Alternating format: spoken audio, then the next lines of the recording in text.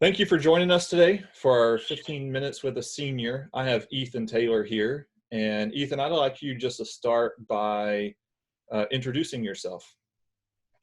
Yes, my name's Ethan. Some things I've been involved in through high school. I've been on the varsity high school team for tennis for 4 years.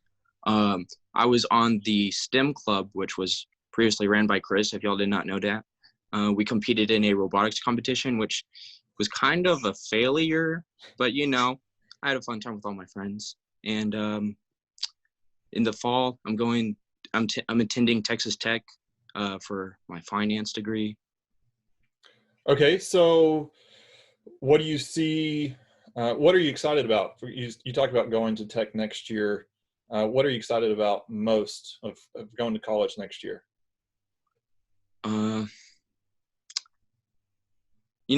The main thing I'm excited about is to just meet new people and have new friends, because that's the people that you stick with for majority of your life. Most of my dad's and my mom's friends are their college friends, so I'm just ready for the next step in my life, really. Yeah, is there anything that you think that you'll miss from Canyon, or what do you think you'll miss most from this area? I think I would miss just like how the community here is in Canyon.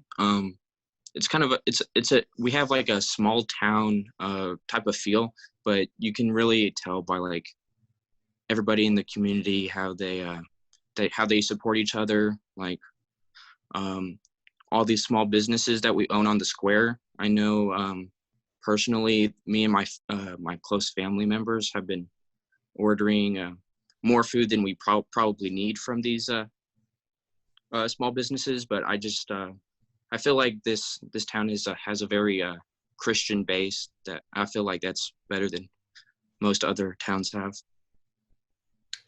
Yeah, so you talk about going into finance. It's kind of a broad genre. Do you have That is, any specific things that you're looking to go into within finance, or any goals with that? yeah, I'm actually looking to be a financial advisor, which is I advise people how to invest their money into stocks. So it's not my money that's on the line, but I can still get some very angry customers if they lose money on their stocks. So, but that's what I'm interested in, at least. Cool. I've been wanting to give students an opportunity to also use this as a time to give a shout out to those that have made an influence in your life, whether it's, teachings or examples that you'll remember as you go off to college. And so whether that be within the church or within, your teachers or work or whatever. And so who do you think has made an impact on you throughout high school? I would honestly have to say my coach Gonzalez. We've been through a lot of times, hard and good times. We went to state together, and he's also provided a good work ethic in me. He's really been hard on me, and I understand that your coach is not supposed to be your best friend. He's supposed to make you work hard, and I appreciate everything that he's given me in that aspect. So give me some advice, or not me advice, because I've already gone through it, but we have several incoming freshmen. What advice would you have for them as they go into high school? I have two different answers for this. Number one would be your schoolwork.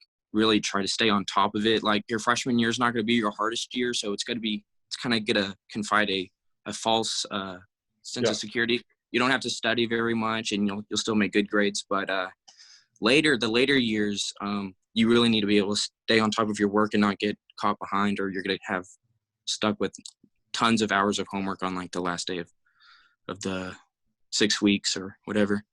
And then another advice I'd say is join a club or a sports team. It really makes your high school experience a lot better, because my experience, at least, joining sports is where I got most of my friends from. So Yeah, is there anything you would have done differently? Like if you know, as you now that you're kind of coming to the end, if you could start your high school life over, is there anything you think you would have done differently? Um,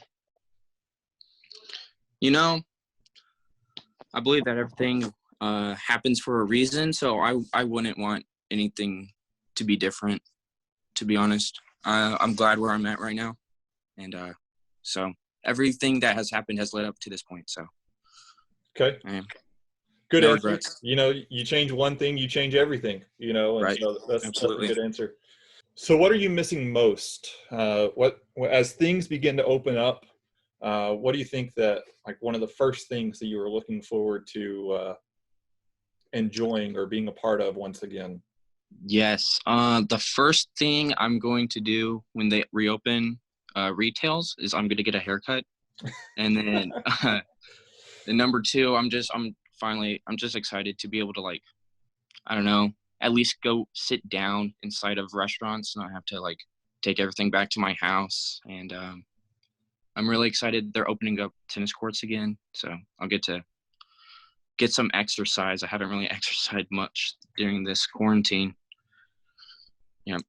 Yeah, I was disappointed to see that they've locked up the tennis courts because Yeah, they that's even actually took down the nets yeah, at just the park ones. I'm like, are you kidding me? yeah, you know, that's one thing you can actually play socially distant from others.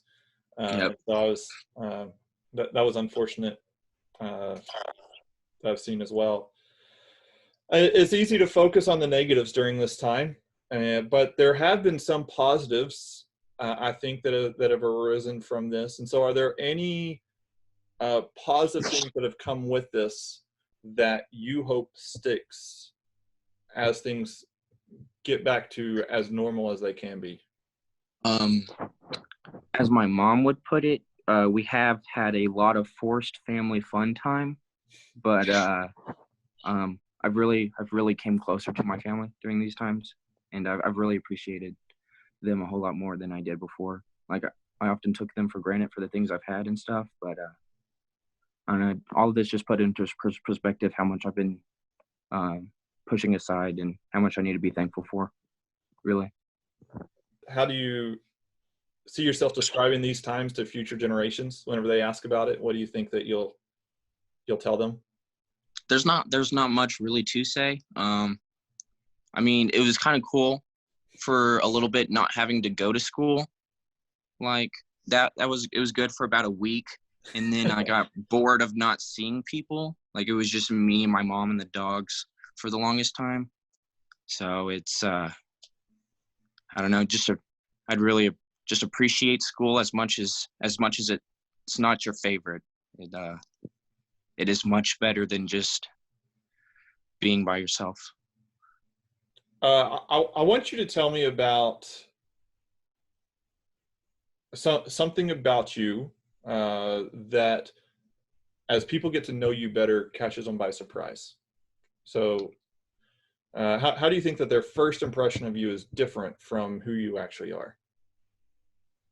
Um, well, I would say I'm a pretty straightforward person. Like, however you see me from your first impression is usually correct. However, whenever I'm like with my best friends and like I don't care how I act in front of them because like they understand me.